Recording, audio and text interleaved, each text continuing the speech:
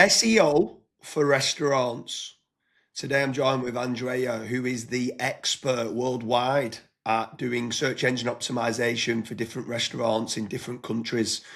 So my first question to you, Andrea, is why did you decide, obviously, as an all-rounded quality SEO, why did you decide to focus specifically on restaurants? So I'm Italian. I love food, and food is my culture.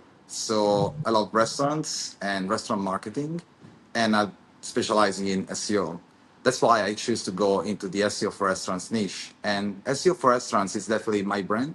I created that 5 years ago, and I started with Australia. So most of my restaurants clients are in Melbourne, but also in Italy, and we're expanding to the United States now. So it's a passion for marketing for restaurants, and that's why I chose the niche.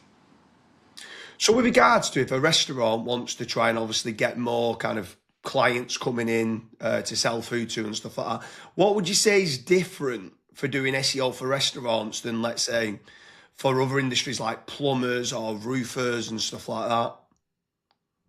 So first of all, restaurants need more bookings, and so the main focus it is to generate more bookings, more bumps on seats, how they say in Australia. So the whole focus, especially local SEO, it is to generate more bookings for restaurants. That means more phone calls and more actual bookings, and if they have like function rooms, booking more functions. The difference between like a restaurant GMB, let's say, and other like businesses is that you have real interactions. So you don't need to fake interactions. So you got real calls, real directions. And so usually those Google businesses, they don't have to be pumped as much as other small businesses. For example, reviews are natural, directions are natural, and all the signals and local signals are pretty much natural. That's the main difference. Then, of course, the conversation with them is kind of like hard sometimes because they don't understand the technicalities behind SEO. So the best way to get more bookings for restaurants, it is local SEO, Google Business Optimization, and then Google Ads. And of course, if they have like a good presence on social media, it is pretty much good to actually spend some money, allocate some money on the paid social campaigns. If all these elements are there, I guarantee 40% increase in bookings in 12 months on average for the restaurants that work with me.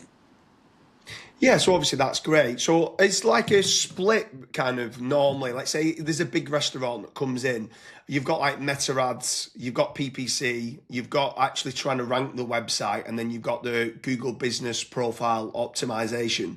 What kind of split would you say is normally being spent with regards to the website, the GMB or the Google Business Profile, paid ads, and then social media ads?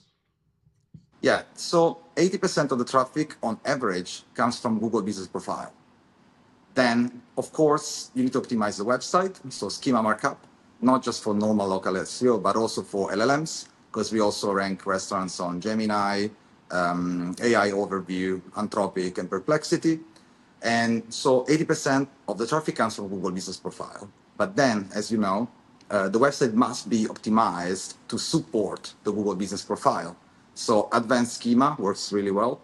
Inserting keywords, make sure that all the metadata, so title tags and all the descriptions and mentions within the website are done. I still use keywords in the schema optimization. And this is the first pillar. Because like when I explain the service to restaurants, I say the entry, so the first dish is like optimizing your website and the Google Business Profile. The main dish, it is Google Ads. So Google Ads, it is really powerful because it gets you number one straight away by explaining to them that if you stop spending money, allocating money, then you're not going to rank number one. The third pillar, of course, it is like social media optimization because the restaurant industry, it is really visual. So you need to have a presence. Then the third pillar, of course, newsletter, and then leverage the audience they have. Newsletters are free, and then we leverage the audience. It depends on the size of the restaurant. If they have like 30 seats, it is different from them having 200 seats.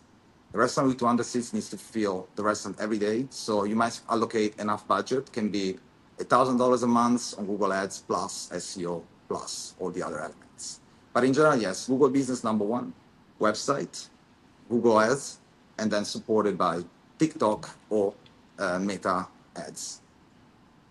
Yeah, that makes sense. I mean, obviously for myself, if I'm going to book a restaurant myself as being a client, as I'm kind of looking around, the main two things I'm looking at is reviews, but then also images. Do you do like any sort of photography or videography for the clients? Yes. So if they're local, especially most of my restaurant clients are in Melbourne, so I got like a photographer and a videographer. I'm actually looking for partners in different cities. That's probably like the hardest partnership to find. But in general, yes, we provide that.